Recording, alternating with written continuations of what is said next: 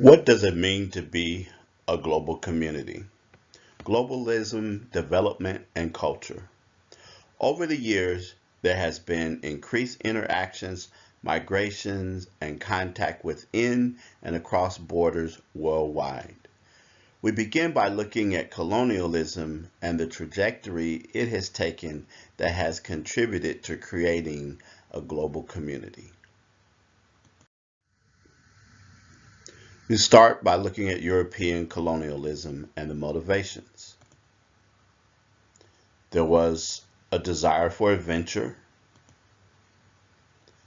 the discovery of water routes to China and the Far East,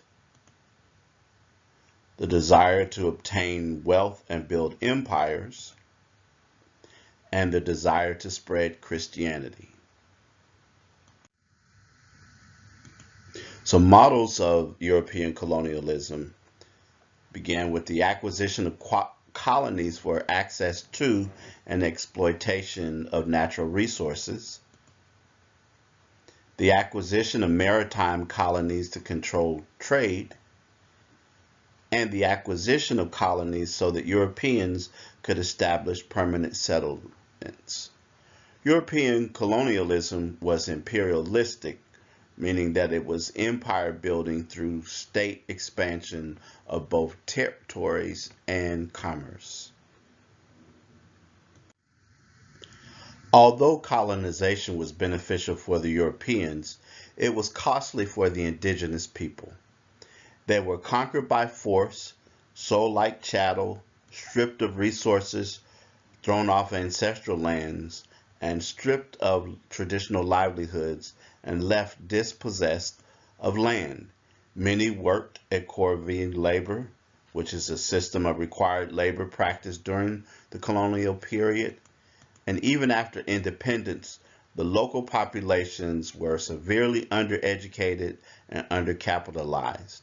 Many of the former colonizers maintained the means of production and continued, and I should say continue, to control resources. Until the 1960s, the British ruled a number of colonies in sub-Saharan Africa, including Kenya. Here, the governor of Kenya in white speaks with British-appointed chiefs in 1952. European colonial acquisitions of wealth and influence in the 19th century created the world economic order for the 20th century. Neocolonialism. This refers to developed nations continuing to exert economic, political, and military influence over less developed countries, even though the official period of colonization has ended. These less developed countries are those that have a relatively low gross national product and low annual family income. Today, multinational corporations exert influence over poor nations, a form of neocolonialism. An example would be a multinational corporation that opens a plant in another country and exerts considerable influence over the government of that country. The term globalization refers to the worldwide process dating back to the 1989 fall of the Berlin Wall that includes the revolution in information technology, the dramatic opening of markets, and the privatizing of government services.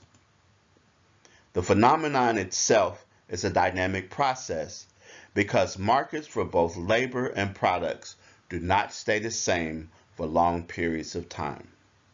For centuries, interconnections among countries and cultures have had far-reaching implications for cultural change through diffusion. After the Berlin Wall came down, the world began to change in dramatic ways, such as through economic forces like deregulation, privatization, and the lowering of tariffs. But the long-term effects of globalization on the cultures of the world have yet to be fully realized. The maximization of globalization. Proponents argue that globalization can be maximized for the benefit of all by continued economic growth, continued lowering of trade barriers between nations, the reduction of government control of free markets, and privatization. Globalization and cultural diffusion.